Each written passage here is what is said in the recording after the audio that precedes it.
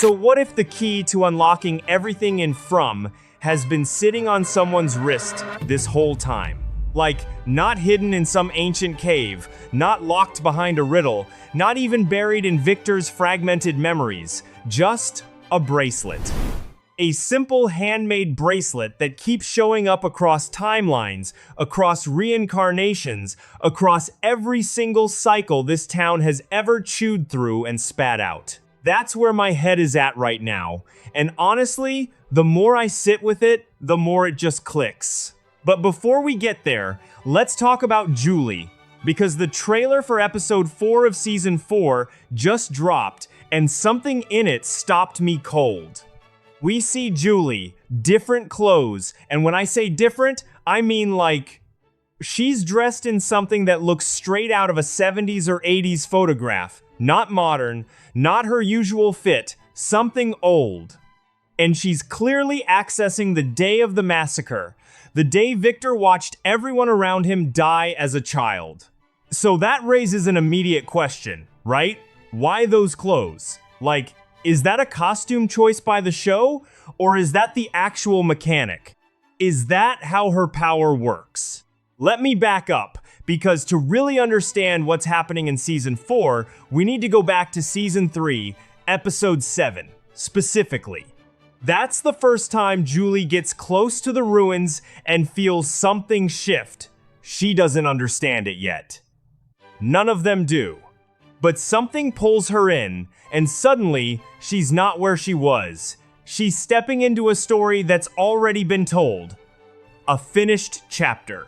And she's walking through it like a ghost. That's when she sees Boyd in the well. And here's where it gets genuinely mind-bending. Martin, the guy who's been chained up since season 2, looks at her and says her name. He already knows her. He tells her not to waste time, to throw the rope, and she does. She saves Boyd. Except, and sit with this for a second, Ethan later tells her in episode 10 that a storywalker cannot change an already told story. So how did she throw the rope? The answer the show seems to be nudging us toward is that it was always Julie who saved Boyd. It was always part of the story. She didn't change anything. She completed it. A loop that had always existed, just waiting for her to walk into it. Time paradox. Self-fulfilling. The story wrote itself around her, without her knowing. After that moment, she keeps moving. She crosses through the tunnels, and suddenly, she's watching Tabitha and Victor from season 2. Right after Tabitha falls through the hole in her house and finds Victor underground, Julie is just there, watching it happen. And then, this is the part that hit different when I rewatched it. She keeps walking and sees a flash of light at the end of the tunnel, and she hears children screaming. Real talk, that flash, those screams, that's not a random visual. That's the show pointing at the very beginning. The ritual. 1500, the origin of everything. But she couldn't get there, not yet. Because she was jumping without control. No direction, no anchor. Just falling through chapters of the story without knowing how to land anywhere specific. Okay, real quick.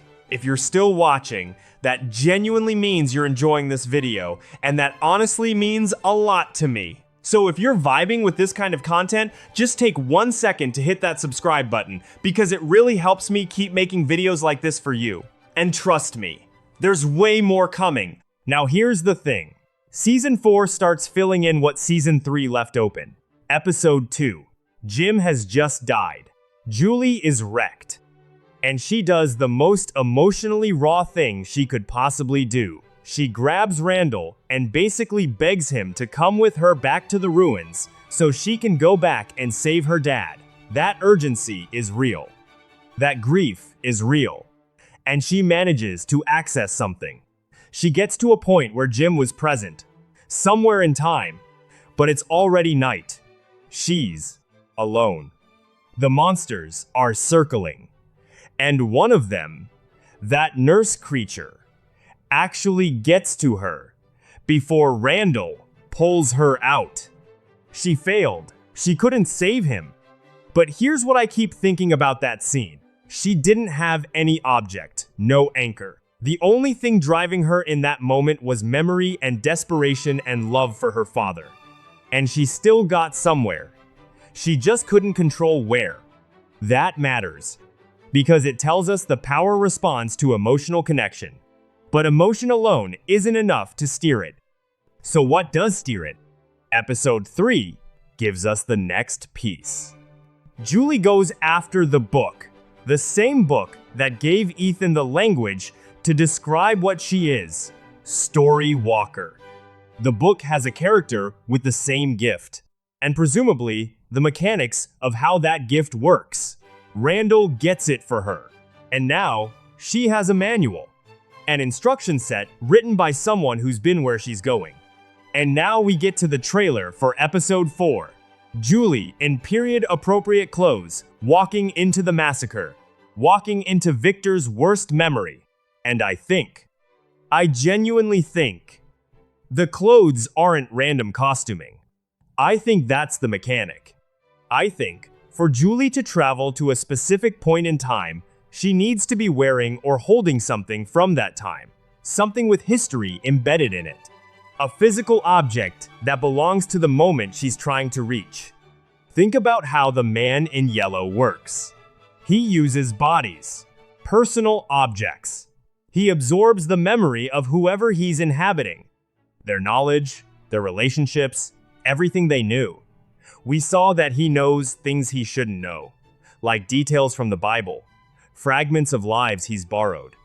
He uses personal connection to a person as a vehicle. What if Julie's power works the same way? Except instead of people, she uses objects to anchor herself to specific moments in time. Now here's where it gets layered. Go back to what Victor told us about the day of the massacre. The boy in white appeared to him after, and he asked Victor to keep something from each person who died. An object. One from everyone. Victor has been holding on to those objects for decades without fully understanding why. We always kind of shrugged at that detail, right? Like, okay, grief ritual, sentimental, sure. But what if it wasn't sentiment? What if the boy in white knew a story walker was coming? What if he was essentially leaving breadcrumbs? One object per dead person, one key per locked door, so that someone like Julie could eventually use them to access every single death in that massacre? If that theory holds, then those objects Victor has kept aren't relics, they're coordinates. But here's my biggest theory. The one I keep circling back to, no matter how many other threads I pull. The bracelet. Tabitha's bracelet. Tabitha found it in the diner storage in Season 1. Then found it again in Henry's car in Season 3. It keeps showing up. And by the end of Season 3, we understand why. Tabitha and Jade are reincarnations. People who were born in From, who lived there, who tried to save the children, who died, and who came back in new bodies carrying fragments of what they knew before. And every single reincarnation of Tabitha made the same bracelet. Everyone. The same design. The same purpose. Passed forward through lifetimes like a message in a bottle thrown across centuries. Tabitha found 2 of them. One that was already in From, one from Miranda, and she made one herself for Jim before they ever arrived. 3 bracelets. Same bracelet. Different hands, different times, same intention. Now think about this. If Julie's power works through objects, if she needs something from a specific time to get to that time, then the bracelet isn't just a symbol. The bracelet is a map. Every reincarnation of Tabitha who ever made that bracelet poured something of herself into it. Her memories, her grief, her attempt to fix what was broken. And if each bracelet holds the echo of a full cycle, then holding one doesn't just connect you to one person, it connects you to all of them. Every version, every life, every attempt. One bracelet as a complete archive of every cycle From has ever run. That's how Julie gets to 1500. That's how she gets back to the ritual. To the moment the children were sacrificed. To the moment the parents traded their kids' lives for immortality. To the very first curse. She uses the bracelet. And the bracelet carries her all the way back to the beginning. And honestly, I think when she gets there, she's not just going to observe. I think she's going to be part of it. I think she was always there at the massacre too. Maybe she's the reason Victor survived. Maybe she's the one who told him to hide. Maybe she's the one who distracted the man in yellow long enough for Eloise and Victor to get clear. Imagine that landing in episode 4. We've waited since season 1 to really understand that day. And the show gives it to us through Julie's eyes. With Julie in it, and we realize she was always there, always part of the story, always woven in, before she even knew she existed in this town's history. There's one more thing I want to flag before I wrap up. The boy in white. He keeps aging between seasons. We've all noticed it, and it's deliberate.